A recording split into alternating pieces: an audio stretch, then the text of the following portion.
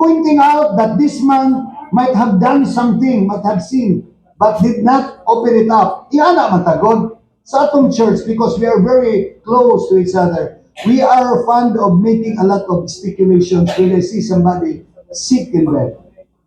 Very unfortunate. I'm sorry, with malice towards that.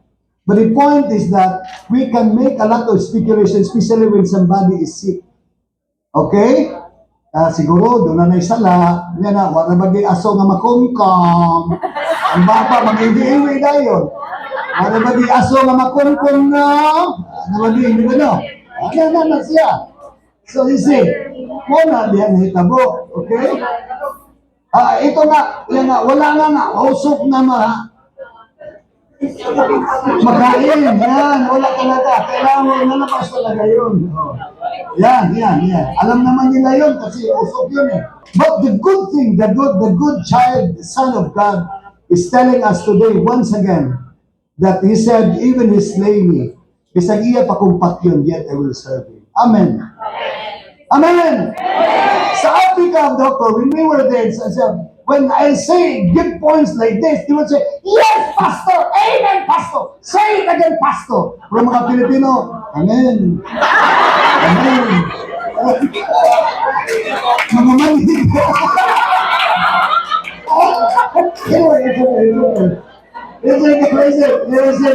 Listen. You should be thankful that we are young in our lives. That is time for the truth being bestowed without circumstances. Amen? Yes, Pastor! Yes, Pastor! Say it again, Pastor! Amen. Anyway, it's okay. Pastor Beto. I've been to the district for many months naman. I can understand. Okay, so, and the Lord, look at this. When you are good, when the Lord knows how dedicated you are. The Lord, di ba, Dok? Am I correct? The Lord restored your wife. And you have another. The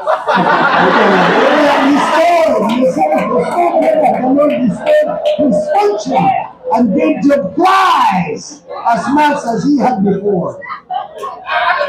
Alam mo, binuang dito mo ng amin nyo, kasi pag-ampo ko, pag-ani, nakalas yung kapag, they are beside you.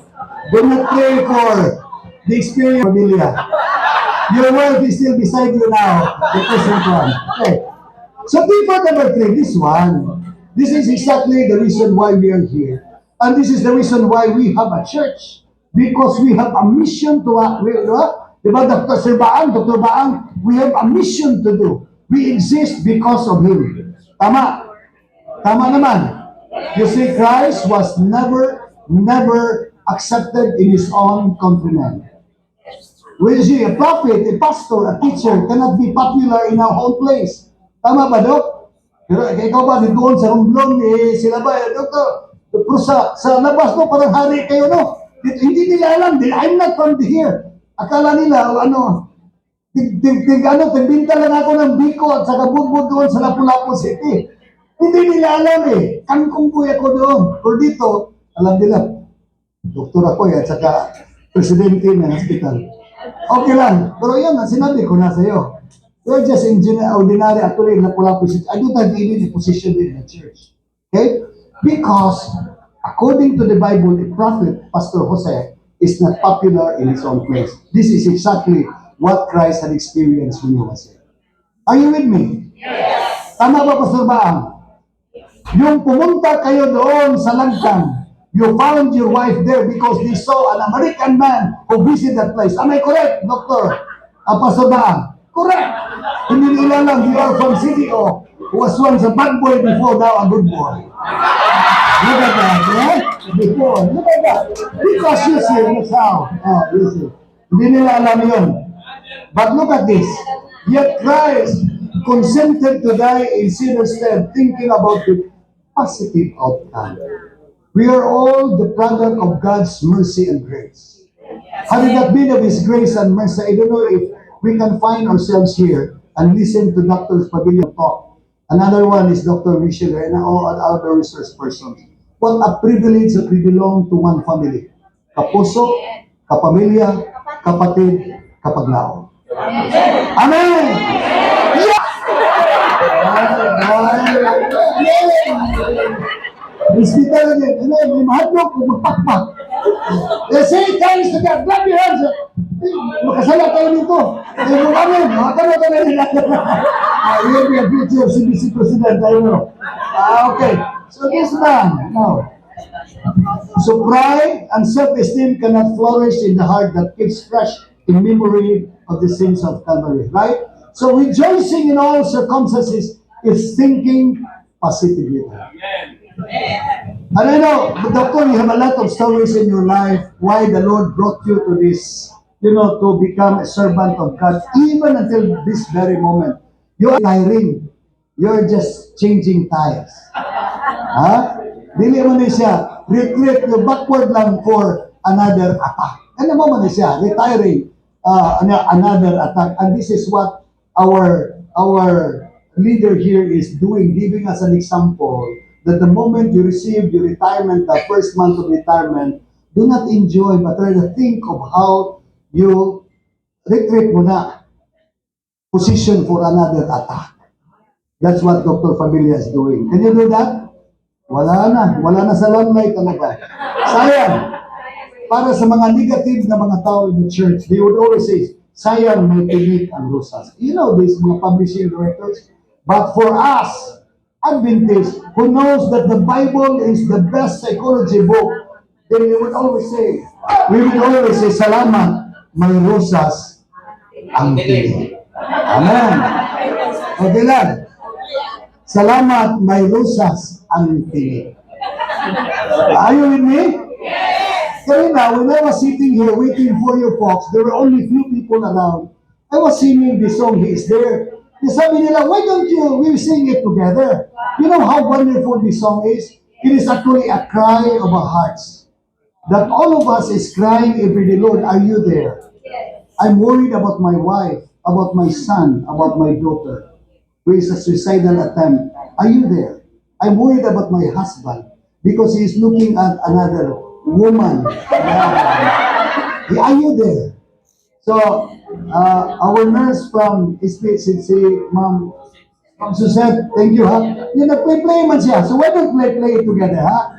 Simple lang we'll sing it together, ha? I will not stop until we can sing it together. And I will not also sing if I can see that any mouth is not opening. In other words, let's internalize this song, okay? Pasubaan. Okay, ready, go. Ready, ha? He is there when the first uncertain breath of life is taken. He is with us when our mortal souls awaken. So wow, He is there.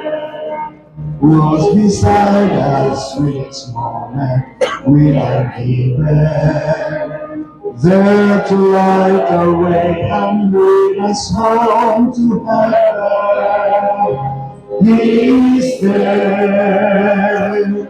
He is there with love beyond our understanding, watching o'er us with a power's tender care. With all His might and mercy never ending, He is there. He is there. Amen? Here you have. I want the ladies to sing the first two lines. And last two lines, malaki. Ladies. He is there when we lost our way in our blindness.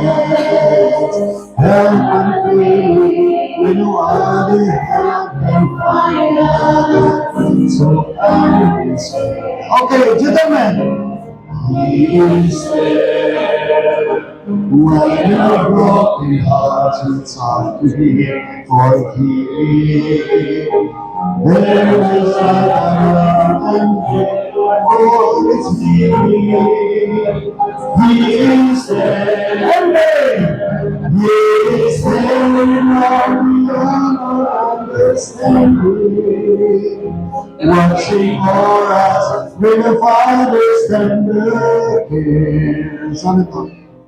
With all His might and mercy, never ending. Louder! He is there. He is there. Go to son. Make it higher. That's it. He is there. All the comfort in His promise of salvation. How we praise His name in songs of adoration. In grateful praise, He is there. There to share in all our joy and still our weeping.